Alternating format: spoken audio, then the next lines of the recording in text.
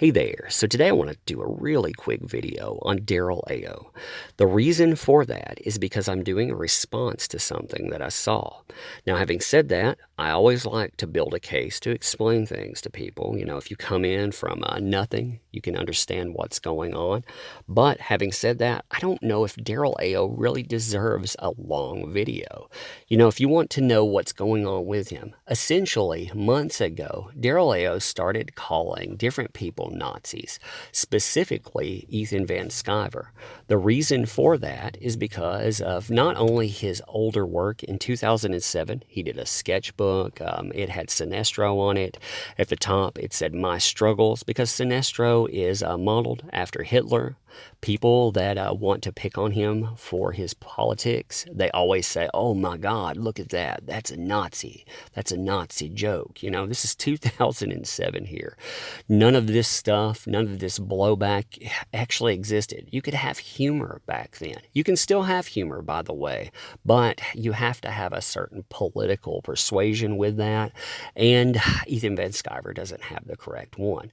So he started in with the Nazi thing. Also, there's the implication of a bigot and racist because he says that diversity in comics is both of those, and that everyone associated with him is either an army of trolls or by default a bigot and a racist. So you're probably all of those things if you clicked that follow button. It doesn't matter what you do in life, everything that you did is geared around that. That's essentially Darryl Ayo. So he continued doing this over and over, and he got really loud around the time that John Malin talked about X-Men, Hitler's Germany, and it being geared toward this SJW kind of feel. When he was being very vocal about that, Ethan Van Sciver asked him if he wanted to come on to, discuss it. And instead of taking that opportunity, he decided to yell harassment. The reason for that is because, of course, if your soapbox is built on buzzwords, what do you really have to stand on?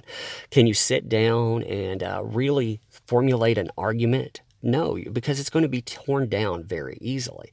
Still, atop that, you've seen a lot of people rally behind Darryl Ayo.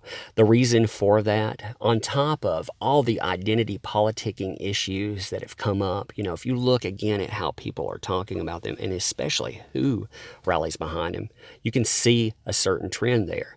One of those trends is also the fact that these people do not like diversity in comics. They do not like him, and they're the people that they not only like him, you can agree or disagree with what he says. However, it becomes disingenuous when you say that he has an ist, phobic, and on center when he's talking about that. If you talk about a female creator, it's not sexism, but that's a framing a lot of people have because it gives them some kind of insulary defense. You can't attack those people. Those people like that. So those people, they rally behind Darryl Ayo. He's gotten a lot of retweets for that. We saw Gail Simone, for example, throw him out as a good guy to 105,000 people. Now, detractors of him, they point out all of these things, how he's done all this for so long. Defenders of him say, why would he do that? He opened himself up to bigots, to racists. Look at all of blowback he has. Now, you could call that the worst thing in the world, his blowback, although I would argue that what he's seeing as blowback are words. At worst, they're responses and just as bad as what he's saying. When you go out and call someone a Nazi or a racist, those may be watered down terms now because people use them so much, but the implication there is one of the worst things out there. It's not as bad. There are words that are the worst out there, like pedophile or rapist. But when you start closing in on that, you have Nazi, you have racist, and you have homophobe. All of these things they've become lineated. You can see, again, there's some differentiation there. You can call somebody something worse, but how far along are you in that? So why would he do that? Why would he get the blowback that he has? Well, again, The blowback is internet. The payoff, the pro to it is fame, notoriety. I've seen his artwork. I'm going to play the critic here and say that it is definitely not comic worthy. You can say that he does a good job on, web comics or whatever. If that's your cup of tea, that's cool. I would never invest money into what he does, but I definitely can say that it is not especially mainstream comic worthy. He gets recognition for his artwork, and off of that, he also not only gets notoriety, but he gets money. Let's look at old Graphitron here. So we can see Darryl Ayo, and we can look at him making money. He built a Patreon, just a note. Let's look at that.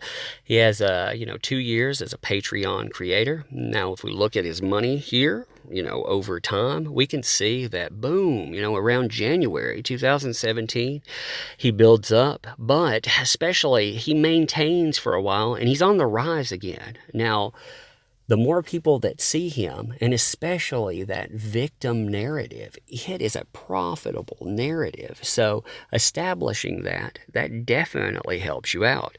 You can see, the Patreon setup and see how much money's actually there that's coming in.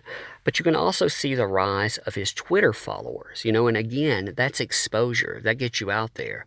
Look at him go from this flat line to him basically just take off. And the reason for that, why would that happen? Because he's not only been engaging somebody and getting all of this support from people, because Ethan Van Sciver, he's not just a soft target now, but he is an allowed target. People allow him to be targeted because of his politics. So you can see the way that sets up, though. Basically, he gets more people, so they notice him, and that means that he's going to get more money. He essentially has a shortcut. Now, that's about all that I want to put into Darryl Ayo today.